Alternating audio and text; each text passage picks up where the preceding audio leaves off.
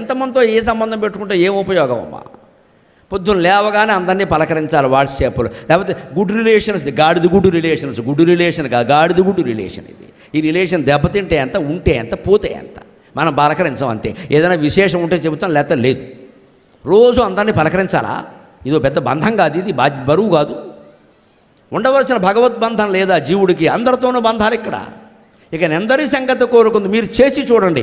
ఏకాంతమునందునున్న ఒక హాయి జగత్తున ఎందు చూచినను సొంతయు కాని పెంపదు. మీ ఇంట్లో మీరే పొద్దున్న అరగంట, సాయంత్రం అరగంట, మీ ఇష్టం వచ్చిన సమయం మీరు కేటాయించుకోండి. మీరు స్థలం కూడా మీరే నిర్ణయించుకోండి. ఈశాన్యమైన వాస్తు కోసం పెంపర్లాడకండి. మనస్సు ముఖ్యం ఇక్కడ, వాస్తవం ముఖ్యం వాస్తు కంటే. ఈశాన్యంలో దేవుడు ఏం తెస్టేసి కూర్చోడు ఇక్కడ. ఈశాన్యంలో చూడడం దేవుని పెట్టమని ఎందుకు చెప్పారంటే, ఈశాన్యం ఈశ్వరుడు దిక్కు. ఈశ్వరుడు కైవల్యాన్ని ఇస్తాడు. కైవల్యం కావాలంటే ఏ బరువులు బాధ్యతలు ఉండకూడదు. అందుకే ఈశాన్యంలో బరువులు పెట్టద్దని చెప్పారు. అందుకని ఈశాన్యంలో నువ్వు సూట్ కేసు పెడితే కొంపలు అంటుకుంటాయని కాదు ఇక్కడ అర్థం. అక్కడ బరువులు తగ్గించుకోవాలి, బాధ్యతలు తగ్గించుకోవాలి. ఈశాన్యం అంటే అర్థం అది. నువ్వు చేయనప్పుడు, పూజ చేయనప్పుడు, ఏం చేయనప్పుడు ఈశాన్యమైన ఒకటే, ఆగ్నేయమైన ఒకటే కొంపలు అంటుకోవడానికి. నువ్వు అక్కడ చేసావా? కూర్చోండి, పొద్దున్న అరగంట, సాయంత్రం అరగంట కూర్చోండి, మౌనంగానే ఉండండి, తలుపేసేయండి, చిడతేసేయండి, ఎవరిని రానువద్దు, సెల్ ఫోన్ అవతల బారేయండి, అలారం పెట్టుకోండి, అంతే. అరగంటకి మెలకు వచ్చేలాగా. మనం అంతేమి నిర్వికల్ప సమాధిలోకి ఏం వెళ్ళిపోం, కంచి పరమాచార్యలాగా. మనకంత సీన్ ఏం లేదు, కానీ పెట్టుకోవడం మంచిది. ఏవో పనులు ఉంటాయి కదా, అందుకని ఒక అలారం పెట్టేసుకుంటే ఇక దాని మీద ఉండదు. మాటికి కళ్ళు తెరిచి గడియారం చూడడం మొదలెట్టాం, జపం ఉండదు, ఇంక గడియారమే ఉంటుంది ఇక్కడ. అందుకని ఎప్పుడు జపం సుఖంగా సాగాలి అంటే, అరగంట చేయాలని అనుకున్నావు కదా, అరగంటకు అలారం పెట్టేసుకో, ఫోన్ కట్టేయి. మళ్ళీ సైలెంట్లో పెట్టద్దు, సైలెంట్లో పెడితే వైలెంట్. మళ్ళీ ఏవో వస్తాయి అందులో చూసుకుని మళ్ళీ నువ్వు చేయడం మొదలెడతావు. చేయొద్దు, కట్టేసామని చెప్పంతే. ఉంటే ఉంటుంది, స్నేహం పోతే పోతుంది. ఖచ్చితంగా చేయాలి జపాన్ని. అలా మౌనంగా ఉండి చేయగలిగితే అలా ప్రయోజనం ఏమిటంటే, ఆ ఏకాంతంలో ఆ నామస్మరణ చేస్తూ అందులోనే లీనం కాగలిగితే చెయ్యగా ఆ నామస్మరణ కూడా కరిగిపోయి ఒక ధ్వనిగా మారుతుంది. ఆ ధ్వని ఓంకారంగా మారుతుందండి. ఆ ఓంకారం కేవలం నాదస్వరూపంగా మారుతుందండి. అప్పుడు నాద బిందు కళాత్మిక అయిన అమ్మవారి యొక్క దర్శనం అవుతుందండి. ఖచ్చితంగా దర్శనం అవుతుంది. దానికి మనం అవకాశం ఇవ్వాలి. ఆ ఏకాంతంలోకి వెళ్ళాలి. భార్య కూడా ఉండద్దు, భర్త కూడా ఉండద్దు, పిల్లలు కూడా ఉండదు. ఉంటే నాటకం మొదలైపోతుంది ఇక్కడ. భార్య గౌరవించడం కోసం ఈయన ఏదో మధ్యలో ఏదో మాట్లాడుతూ ఉంటాడు ఇక్కడ, లేకపోతే లీనమైపోయినట్టు నటిస్తాడు. ఈ నటించే పరిస్థితి రావద్దు అసలు. ఏకాంతంలో ఉన్న ఈ జగత్తులో ఎక్కడ చూసినా ఉండదు. ఎందుకని? ఇట్లా చూచెడు వారు లేరు. ఎవరైనా చూస్తున్నారు అంటే మన ప్రవర్తనలో మార్పు ఉంటుంది. గమనించండి. ఎవరూ చూడట్లేదంటేనే మనం స్వచ్ఛంగా ఉంటాం. ఎవరి కోసమో నటించాల్సిన అవసరం ఏం లేదు. భగవద్భక్తిలో నటన పనికిరాదు. అంతేకాదు, స్వేచ్ఛగా ఎంతటి లోతుకే నెరిగి ఎమ్మెయ్యనైనా ఘనంగా వచ్చు. నేను ఎంత లోతుకైనా మనం వెళ్ళి ఏ రకంగానైనా చూడొచ్చు, ఇబ్బంది లేదు ఇక్కడ. అప్పుడు ధ్యానం ఖచ్చితంగా కుదురుతుంది. ఎందుకని? ధ్యానమున అవశంబగున దానికి నేనవశుండనవుదునా.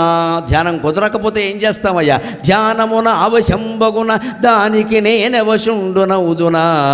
ధ్యానమనంగనేమి ఒక దారియు తెన్నును లేదు, ధ్యానమనంగలేమేమి ఒక దారియు తెన్నును లేదు.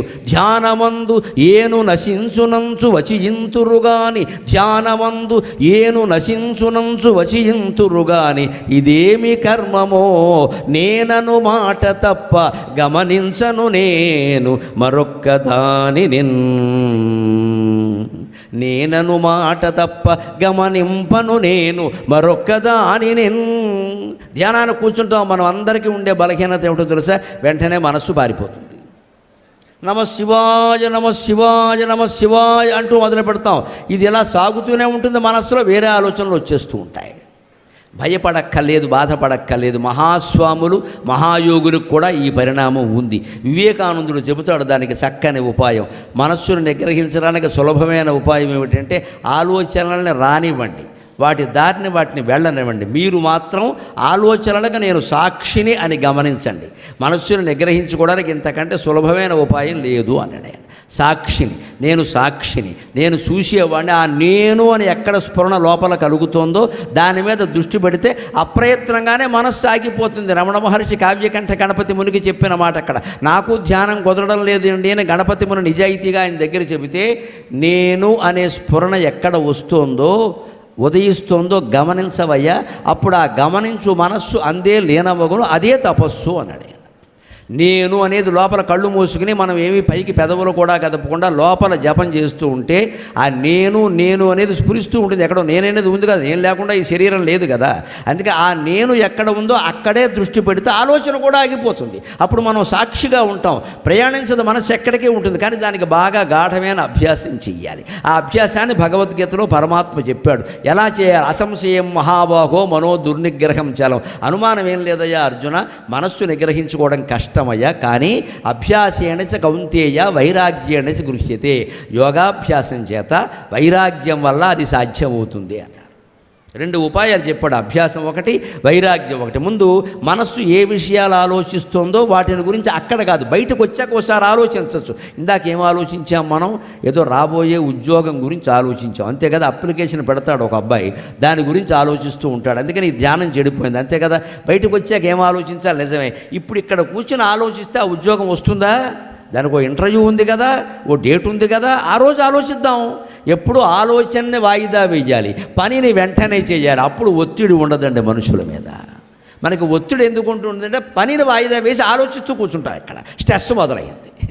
ఇక దానికి స్ట్రెస్ మేనేజ్మెంటు, 3 నెలల శిక్షణ, 3000 భక్షణ. మన స్ట్రెస్ మనకే ఉంది.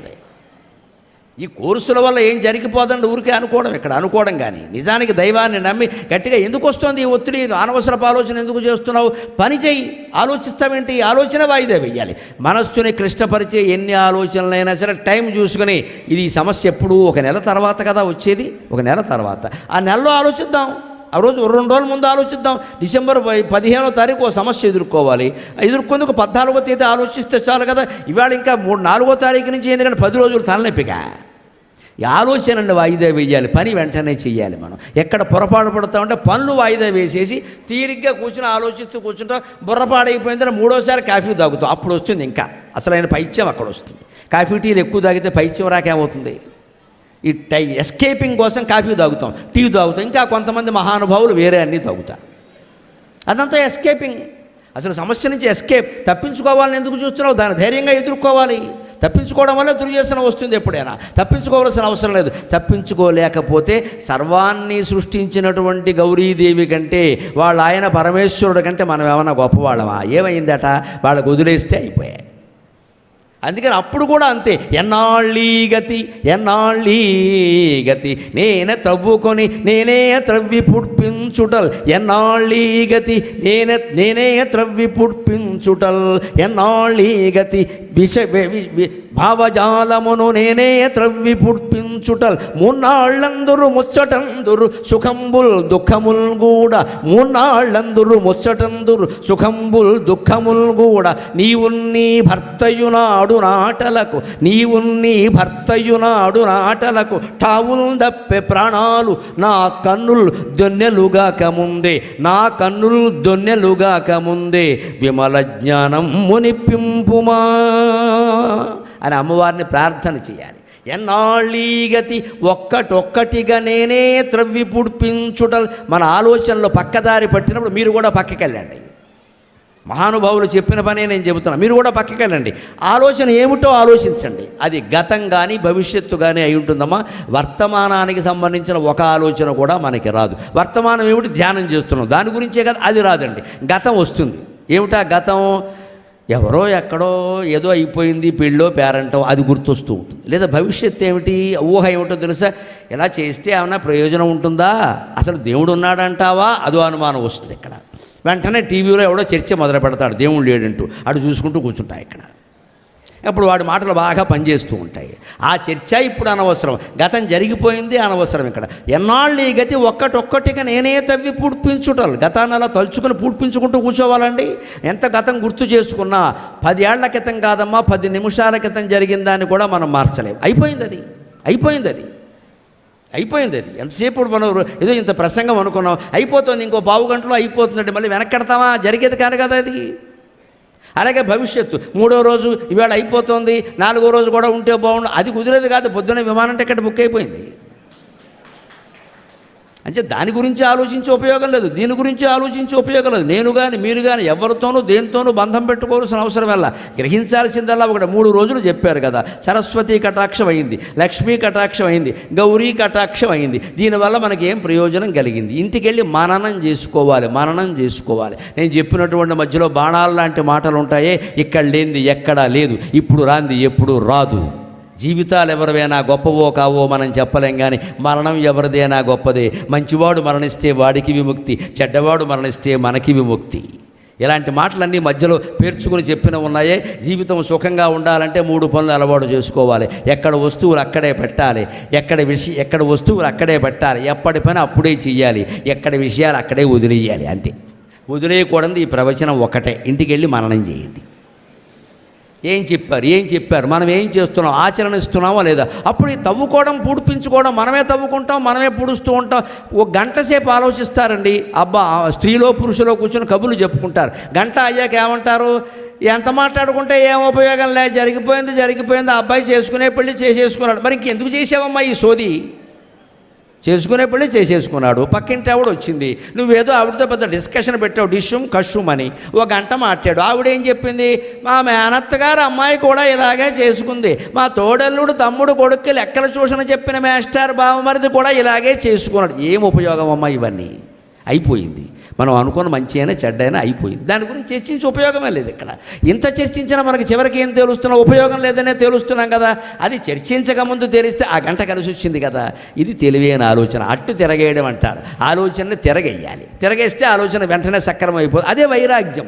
అభ్యాసేన చ కౌంతేయ వైరాగ్యం. ఈ ఆలోచన వల్ల ఉపయోగమే ఉంది, ఈ పని వల్ల ఉపయోగం ఉంది. భవిష్యత్తు గురించి ఇప్పుడు భయపడితే ఉపయోగం ఉంది. అభ్యాసం అంటే ఏమిటో తెలుసా? భగవద్గీతకు వ్యాఖ్యానం చేస్తూ శంకరాచార్య చెబుతారు అభ్యాసం అంటే ఏమిటో. అభ్యాసో నామ చిత్తభూమో కశ్యాం చిత్ ఏకప్రత్యయావృత్తి అంటారు. అభ్యాసం అంటే ఏం లేదు, కంగారు పడకయా.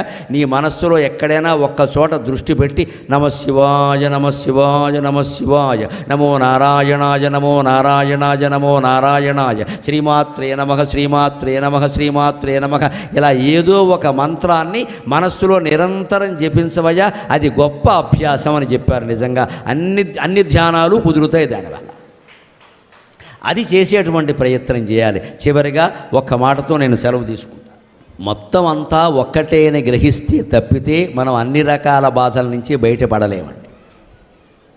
సృష్టి సమస్తమాయమ విశిష్టత, సృష్టి సమస్తమాయమ విశిష్టత, ఎయ్యది దేని కర్గమో స్పష్టముగా నిరింగి మనసార భజింపుము దానినట్లనే. ఎయ్యది దేని కర్గమో స్పష్టముగా నిరింగి మనసార భజింపుము దానినట్లనే. ఇష్టమనిష్టమన్న తలపేల, ఇష్టమనిష్టమన్న తలపేల, సమస్తము అమ్మవారే. ఇష్టమనిష్టమన్న తలపేల, సమస్తము నమ్మవారే. నీ ఇష్టము వచ్చినట్లు భజించుచు చిత్తమొసంగుమామెకున్. భగవద్గీతలో చర్మశ్లోకంలో కృష్ణుడు చెప్పిన దాన్నే ఇష్టదేవం అనే గ్రంథాల్లో నేను ఈ పద్యంలో చెప్పా. సృష్టి సమస్తమాయమ విశిష్టత. దేవీ భాగవతంలో ఒక్క మాట అంటుందండి అమ్మవారు, చాలా తీవ్రమైన మాట. అన్నీ నా రూపాలే, అన్నీ నా రూపాలే, అన్నీ నా లీలలే. నువ్వెందుకు అనవసరంగా గొడవ చేస్తున్నావు? ఇక్కడ నీ ధర్మవేదో నువ్వు చెయ్యి. మనం మన వాళ్ళందరినీ గొప్పవాళ్ళని చెప్పుకుంటాం, వేరే వాళ్ళలో లోపాలు వెతుకుతాం. ఆ వేరే వాళ్ళు కూడా మన వాళ్ళే. అప్పుడు లోపం ఎవరిలో వెతుకుతాం?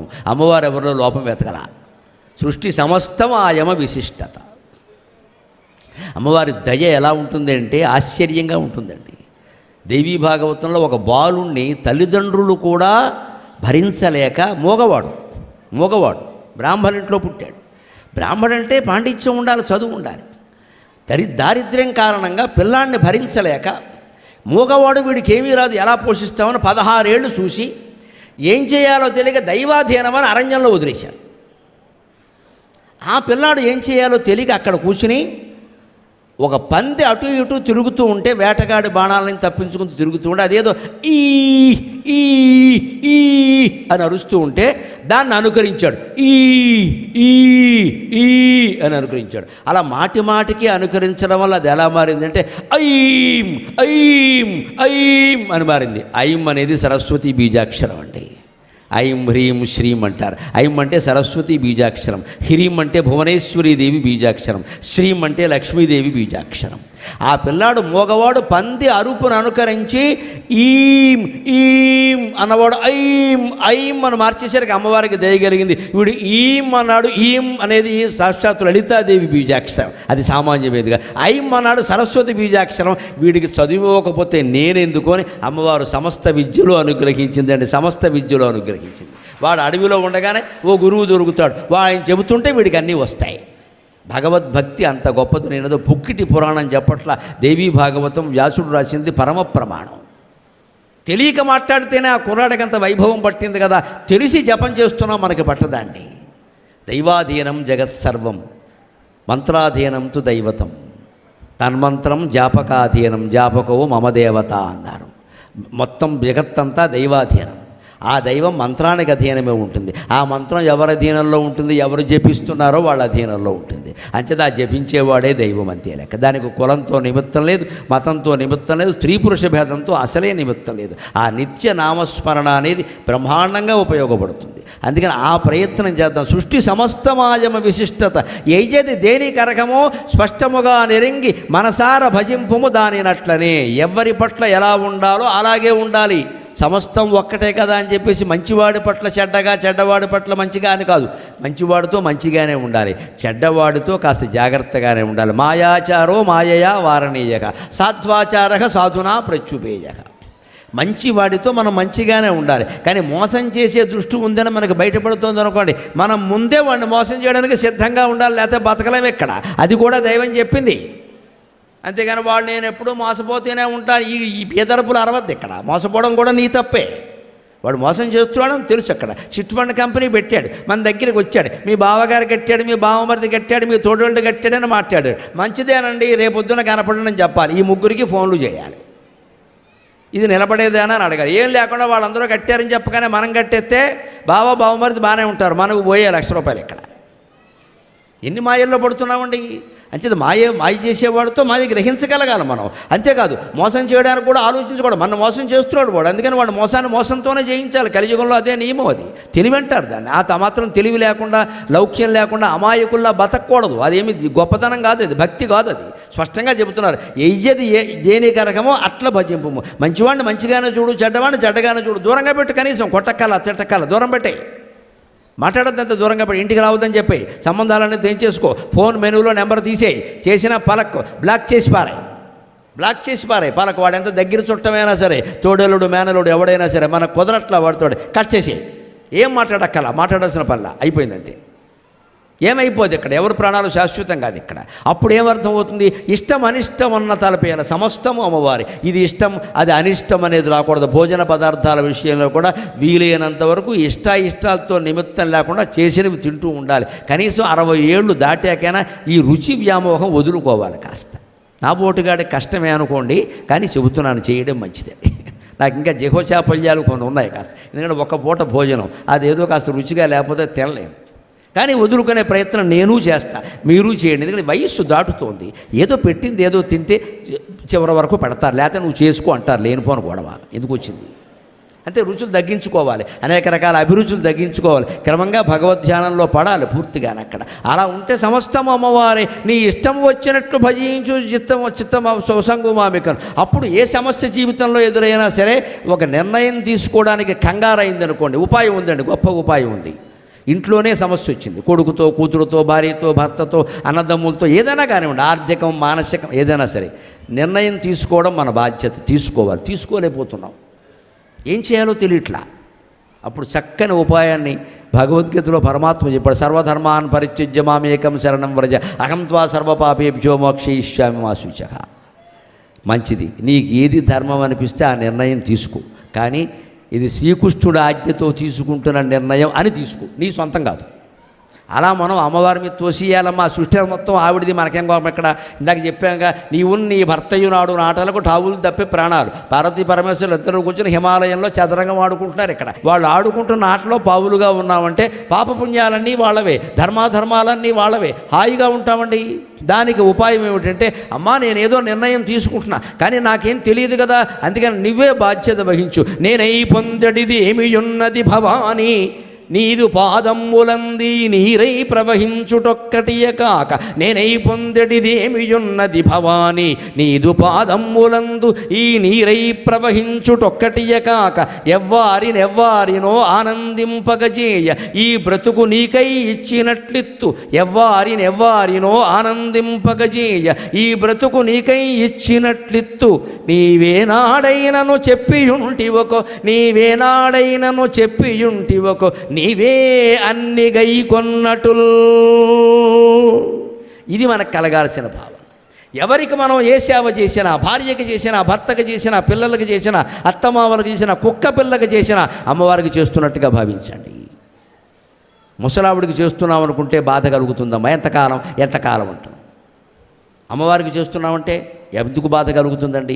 గుళ్ళో అమ్మవారికి ఏదైనా పూజ జరుగుతోంది, మీరు పసుపు రాయాలి, కుంకుమ రాయాలి, స్నానం చేయించాలంటే మొత్తైదువులంతా పరిగెత్తుకుని వచ్చేసి మొత్తం విగ్రహాన్ని తోమేస్తారు కదా. ఇంట్లో అత్తగారికి చేయాలంటే నొప్పి ఎందుకు వస్తుందండి? నాకు అర్థం కాదు. అత్తగారు అమ్మవారు కాదమ్మా, ఆలోచించండి. ఆవిడ ముసలావిడ కదా, ఆవిడకి చెయ్యాలి కదా. ఎవరు చేస్తారు? చచ్చిపోతున్నాను చేయలేక దేవుడి దగ్గరికి వస్తే విగ్రహాన్ని ఎలా తోమేయడం, ఇంకా విగ్రహం అరిగిపోయేలాగా, పైగా బయటకు వచ్చి నేనే మొత్తం నేనే చేశా. ఇదో అహంకారం. విగ్రహాల మీద చూపించేటువంటి గౌరవాన్ని మనం ఇంట్లో మనుషుల మీద ఎలా చూపించలేకపోతున్నామండి? సమస్తం అమ్మవారేం చెబుతున్నాం కదా. అంచేత మనిషి మనస్సులో రావాల్సిన మౌలికమైన మార్పు ఏమిటంటే 3 రోజుల ప్రవచనం ద్వారా నేను మీ నుంచి ఆశించేది కట్నాలు, కానుకలు, పంచెలు, పళ్ళు, పారితోషికాలు, పాదాభివందనాలు కాదమ్మా. ఒక మార్పు రావాలి ఖచ్చితంగా. ఇంట్లో ఉన్న సమస్త ప్రజలని, బంధువులు ఎవరైనా సరే వారిని దైవంగా భావించండి, అమ్మవారి స్వరూపంగా భావించండి. అత్తగారికి చేస్తున్నామంటే అమ్మవారికి చేస్తున్నాం, మామగారికి చేస్తున్నామంటే అమ్మవారికి చేస్తున్నాం, భార్యకి చేస్తున్నామంటే అమ్మవారికే చేస్తున్నాం, భార్యకి కాదు. ఆవిడ భగవంతుడి స్వరూపమే. చెయ్యాలి కాబట్టి చేస్తున్నాం. ఇంకా భార్య ఆరోగ్యంతో ఉంటే మంచిగా చేయించుకుంటుందండి? ఎవరు చేయించుకోరు ఈ దేశంలో. ఏదో ఇబ్బంది వచ్చింది, చెయ్యాలి. ఏ సేవ అయినా చెయ్యాలి. చేసేవాళ్ళు ఉన్నారంటే భర్తల్లో మహానుభావులు ఉన్నారు నిజంగా. 25 ఏళ్ళు మంచం మీద పడిపోతే చేసిన వాళ్ళు ఉన్నారు. అలా ఉన్నారు నిజంగా. అదే దైవం అంటే. అందుకని ఎవరికి చేసినా ఏమిటంటే ఏమో నాకు తెలియదమ్మా, నేను చేశాను, నేనై పొందడిదేమి ఉన్నది భవానీ నీదు పాదమ్ములంది నీరై ప్రవహించుటొక్కటే కాక. ఏ మనిషి జీవితానికైనా భార్య, భర్త, పిల్లలు, చివరికి కుక్క, నక్క, గాడిద, ఏదైనా సరే ఏ జీవుడికైనా ప్రయోజనం ఏమిటి? భగవంతుడి పాదాల్లో నీరై పారడం తప్పితే వేరే జీవిత లక్ష్యం ఏం లేదండి ఇక్కడ. ఆత్మజ్ఞానం తప్ప. అది ఒక్కటే కదమ్మా. నేను పొందింది ఏముంది ఇక్కడ? కోట్లు సంపాదిస్తారండి ఒక్కో మగాడు పాపం వ్యాపారాలు చేసి 100 కోట్లు 1000 కోట్లు సంపాదిస్తారండి. ఆయనకి తినే యోగం కూడా ఉండదండి. 2 పళ్ళు తప్పితే తినడానికి ఏముండదు. ఎందుకంటే లోపల ఏదో రోగం ఉంది, తినద్దని చెప్పారు. ఏం తింటున్నాడు చెప్పండి? ఏం కట్టుకున్నాడు చెప్పండి? పైగా నిరంతరం ఫోన్లు, మాట్లాడాలు, సమస్యలు, లెక్కలు సరిపోయినాయి ఇక్కడ. ఈ పెద్ద మనిషి ఎంతకాలం ఉంటాడో తెలియదు. నిజంగా ఆయన సాధించింది ఏముంది? అదే మనిషి మనస్సులో ఇదంతా దైవం కోసం అని పెట్టుకుంటే ఒక్క మాట వస్తుంది, నీ పాదములంది ఈ నీరై ప్రవహించుటొక్కడే కాక ఎవ్వారినెవ్వారినో ఆనందింపగజేయ ఈ బ్రతుకు నీకై ఇచ్చినట్లిత్తు. అన్నదమ్ముల కోసం, అక్క చెల్లెల కోసం, భార్య కోసం, భర్త కోసం, పిల్లల కోసం బోడు చేశామమ్మా. ఎందుకంటే నేను ఏదో చెయ్యాలి కాబట్టి చేశా. కానీ నాకు తెలిసిన రహస్యం ఏమిటంటే ఉపనిషత్ సారంగా నీవేనాడైనను చెప్పియుంటివకో నీవే అన్ని గైకొన్నట్లు. ఆ భార్య రూపంలో, భర్త రూపంలో, అత్తమామల రూపంలో, నౌకర్ల రూపంలో, యజమానుల రూపంలో మన సేవలన్నీ గైకొన్నది ఒకే ఒక్క శ్రీ గౌరీదేవి. ఆ భావనతో కనుక మనం జీవితంలో ఏ పనైనా చేసినట్లయితే చాలా ఆనందంగా ఉండగలం. అటువంటి భావన మీకు కలిగించడానికి నా ఈ 3 రోజుల ప్రవచనం ఏమాత్రం ఉపయోగపడినా నేను ధన్యుణ్ణి. నాకు ఈ 4 మాటలు నేర్పిన మా అమ్మ ధన్యురాలు. స్వస్తి ప్రజాభ్య పరిపాలయంతాం న్యాయేణ మార్గేణ మహీం మహిషాః గోబ్రాహ్మణేభ్యः శుభమస్తు నిత్యం. లోక